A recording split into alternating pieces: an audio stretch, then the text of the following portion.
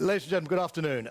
First of all, as you can see, we're in new premises today, courtesy of the Brussels School of International Studies, the University of Kent. So firstly, many thanks to Kent for hosting us today, and thank you to Anthony for arranging the transfer while the Institute of European Studies moves. But the subject is the same, which is that we're going to be talking about NATO.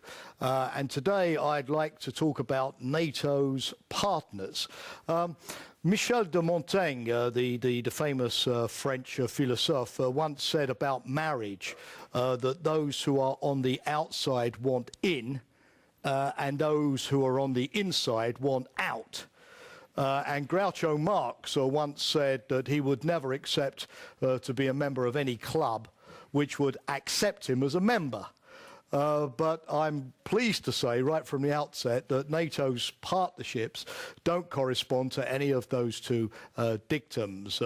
That's to say that NATO has had, since the end of the Cold War, a rather sort of curious magnetism, which I'm going to try to explain today, in attracting countries from across the globe to cooperate with it, to interact with it, to contribute to its operations and missions, and to seek some kind of formalized relationship with the alliance. I say this curiously because if you think of NATO's image during the Cold War years, which was, you remember, always very much that of an American-dominated military, maybe even militaristic organization, which was sort of part of a syndrome of confrontation, and that image being rather poor in large parts of the Third World, in the Middle East, in the Arab world in particular, you'd be sort of incredibly surprised if you were sort of the character Rip Van Winkle. You're familiar with his folkloric character who sleeps for 20 years and then wakes up and discovers that the world is very different. Well, if you were a NATO Rip Van Winkle coming to Earth now after going to sleep in 1989, I think you'd be really staggered to discover, you know, that NATO has partnership arrangements with Egypt, United Arab Emirates, Algeria, Tunisia, and indeed, looking further afield, Australia, Japan, New Zealand, let alone Russia, of course, the former adversary of Cold War times. So again, if I can sort of use a literary reference, Voltaire, who once said, everybody knows this, of course, that if God did not exist, we would have to invent him. I'm sort of tempted to say that if, you know, partnerships didn't exist, then we would somehow have to invent them today, because it's almost inconceivable now to imagine NATO without its partners. It's almost as if the alliance has become sort of two organizations in one, an inner core based around the 26 formal members, but an increasingly close, increasingly diverse, increasingly global outer circle composed of partners who are all sort of interacting with the alliance in some shape or form. And so within a few years we've built up, in fact, different categories. There's the Euro-Atlantic, I better put this on the board here, Euro-Atlantic Partnership Council. Move this over. The so-called, can you see all right there?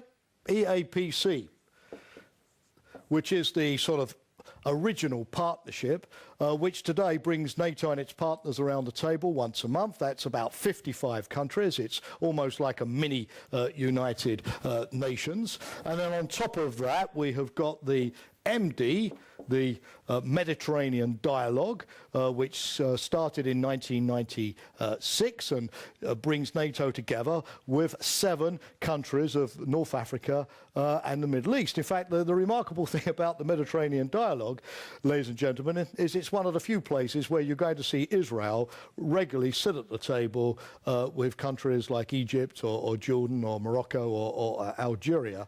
I would say that we don't discuss the Middle East peace process, maybe fortunately, in terms of the feasibility of that, but it's quite remarkable that security issues can be discussed in a forum where NATO brings Israel together with its Arab neighbours on a regular basis. And then in 2003, we added to that a new mechanism called the ICI, which does not stand for Imperial Chemicals Industries, as virtually everybody in my country, the United Kingdom, would immediately think, but stands for Istanbul Cooperation Initiative, which is rather sort of like the counterpart to the Mediterranean Dialogue by bringing NATO together with 4 countries in the Gulf area, such as Qatar, United Arab Emirates, Bahrain, and so on.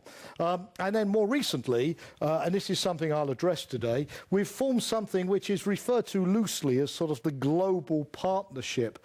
Not that this is a formal mechanism. Indeed, this is one of the hot-button issues now in international security, the extent to which this global partnership should become an alliance of democracies or a formal mechanism. It's certainly not at the moment, but at least it's an interesting new venture whereby you see NATO increasingly reaching out to countries in the Asia-Pacific region, notably Australia, Japan, New Zealand, but to some degree also the Republic of Korea, South Korea, Singapore, who are actually present on the ground with us in Afghanistan at the moment. And then in addition, 2 other mechanisms that need to be mentioned, something called the NUC, which stands for NATO-Ukraine Commission, which is a bilateral arrangement between NATO and Ukraine, and of course one which is never out of the news these days, the NRC, the NATO-Russia Council,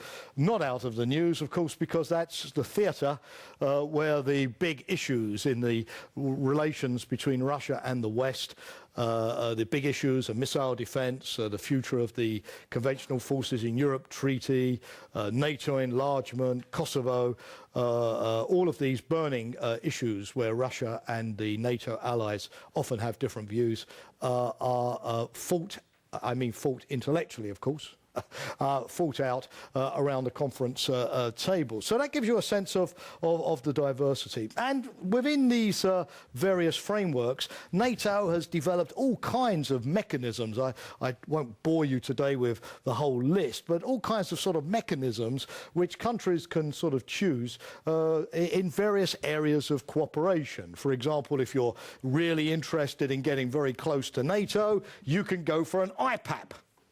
By the way, I might give you an acronym test at the end of this course with a bottle of champagne as a prize, because, my God, in NATO we are good at inventing acronyms.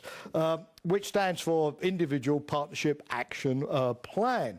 If you really want to sort of do interoperability with NATO, then you have to go for PARP, which is the planning and review process that extends NATO's defence planning system to its partners. If you are serious about joining NATO one day, then what you're looking for is ID, which does not mean identity, at least not in NATO it doesn't, but stands for intensified dialogue, the first rung on the ladder towards NATO membership. And then finally, when you really start getting serious, you go for the MAP, the Membership Action Plan. And you recall last week when we were talking about NATO enlargement, I described the big debate that we recently had in Bucharest at the last NATO summit on whether to give the MAP, the Membership Action Plan, to Georgia and to Ukraine. That's a hot button political decision. So, having had a quick look, overview at those various sort of institutions within the institution, let's sort of get immediately to the fundamental issue. Why has this been successful? Why, you may not think NATO is very sexy, so why have we been able to attract so many suitors to our rather lugubrious headquarters at Avia? Well, I think, obviously, in this world, nothing works if it's not based on enlightened mutual self-interest, if that's a logical term. So there has to be something in it for NATO, manifestement, and there has to be something in it for the partners as well. I think from the point of view of the partners, they're clearly, of course, at the end of the Cold War, was the sense that they needed to do something about their military establishments. They all came out of the Cold War with very, very top-heavy military establishments, far beyond their economic means of supporting those establishments. Often those militaries were states within a state.